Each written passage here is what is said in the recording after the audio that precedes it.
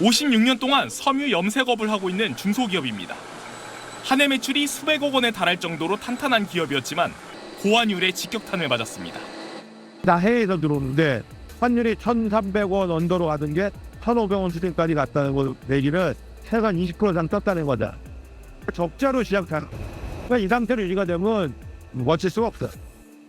회사 대표는 올해 본인 급여도 반납하면서 허리띠를 졸라매고 있지만 계엄 사태 이후 섬유 수요 자체가 급감하면서 이 상태로 얼마나 버틸 수 있을지 캄캄하다고 말합니다. 코로나 전 대비해서 한 40% 이상은 줄었어요. 만약에 이 고비를 못 넘기면 20, 30% 더 빠졌다. 그럼 이제 무너져 버리는 거거든요. 이런 상황이다 보니 600개 기업이 내놓은 경기 전망은 이번 달 4년 9개월 만에 최대 하락폭을 기록했습니다. 기준선 100을 밑도는 부정적 전망이 이번처럼 길게 이어진 것도 조사가 시작된 후 50년 만에 처음입니다. 지난해 법인 파산 신청 건수는 1,940건으로 4년 만에 2배 넘게 늘었습니다. 점점 한계에 내몰리는 기업들이 늘어나고 있지만 매출 감소와 채선성 악화로 신용 위험이 높아지다 보니 대출을 받기도 쉽지 않습니다. 지난달 은행 기업 대출이 11조 5천억 원 넘게 줄면서 8년 만에 최대폭으로 감소했는데 그중 7조 1천억 원이 중소기업 대출이었습니다.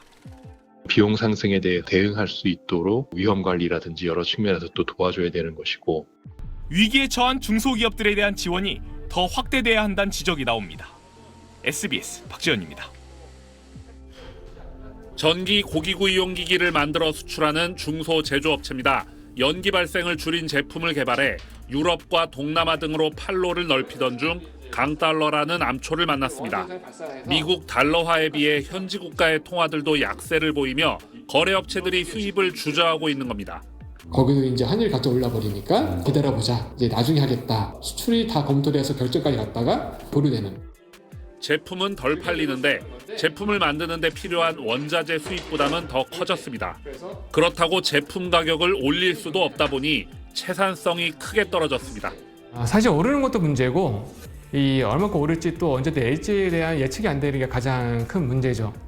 최근 국내 수출 중소기업 500여 곳을 조사한 결과 10곳 가운데 3곳꼴로 비상계엄 사태로 피해를 봤다고 답했는데 피해 기업의 22%는 고환율을 원인으로 지목했습니다.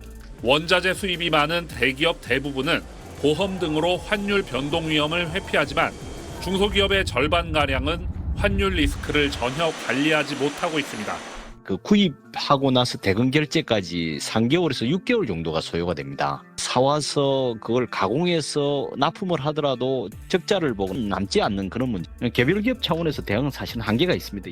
트럼프 당선 이후 1,400원을 뚫은 원달러 환율은 계엄 사태를 거치며 1,450원마저 넘어섰지만 달러 강세는 당분간 지속될 거란 전망이 우세합니다.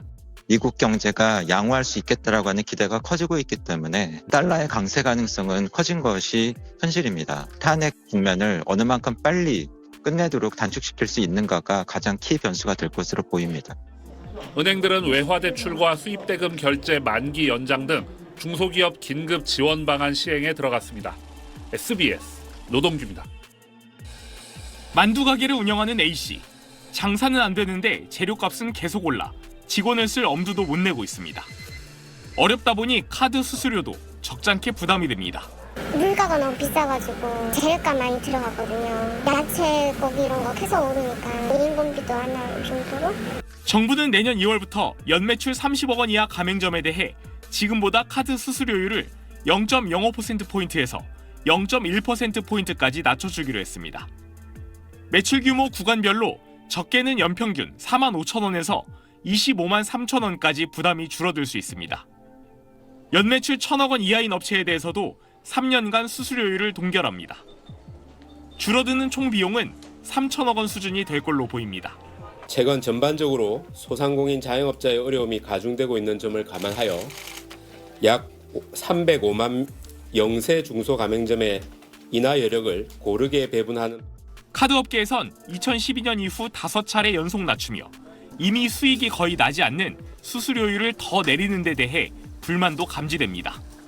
하지만 내수 침체가 워낙 심각한 상황에서 계엄발 불확실성까지 가세하다 보니 업계도 동참을 결정할 수밖에 없었습니다. 카드 사용량은 좀 줄어드는 것 같고요. 다만 경기 심리 지표는 굉장히 많이 떨어져 있습니다. 그래서 어떻게 생각하면 굉장히 불안한 심리가 아직 있기 때문에 정부는 다음 주엔 취약계층을 지원하는 대출금리 인하 등 은행권 상생금융 방안을 내놓을 예정입니다. SBS 박재현입니다. 사람 발길이 뜸한 시장 골목. 이 떡볶이 가게 주인은 매출이 지난해보다 30% 넘게 줄었다고 말합니다. 손님이 안 다녀. 더 힘든가 봐. 우리는 작은 거니까 그나마도 그냥 이렇게 쭉 그냥 버티고 있는 거야. 시장이 다 막 문 닫고. 문 닫는 점포는 점점 늘고 있습니다. 나간 지가 거의 한 1년 가까이 되는데 아직 지금 비어 있어요. 자영업자 대출 규모는 코로나 직전보다 380조 불어난 상황. 장사 가운데 폐업을 하려고 해도 남아있는 대출 때문에 할 수 없는 상인들도 많습니다. 해야 되는데 이제 좀 버티고 있는 거지. 원금하고 그거 하고 빠져나가야 되니까 그것도 힘들어. 시중은행들은 기존 사업자 대출 상환에 어려움을 겪는 경우 최대 10년에 걸쳐 나눠 갚을 수 있게 해주고 이자도 평균 2.51%포인트 감면해주기로 했습니다. 폐업을 원하는 경우에는 남은 대출금을 최장 30년 동안 나눠 갚게 하고 은행권이 2천억 원을 출연해 재기 의지가 있는 자영업자들에겐 보증 대출을 해주기로 했습니다. 이 프로그램은 이르면 내년 3월부터 시작되는데 3년간 총 지원 금액은 약 2조 원 수준입니다. 연체나 폐업 위기에 몰린 자영업자 약 20만 명이 연간 103만 원에서 121만 원의 이자 경감 효과가 있을 걸로 정부는 추산했습니다. 단기적으로는 은행권에서 부담을 느낄 수 있으나 연체나 부실 가능성이 줄어드는 경우 부채 리스크가 축소될 수 있다는 측면에서 보다 상생에 더 부합되는. 다만 은행 돈을 빌리기 어려워 이미 이금융권으로 넘어간 자영업자들이 지원 대상에서 빠졌다는 한계는 있습니다. SBS 박지현입니다.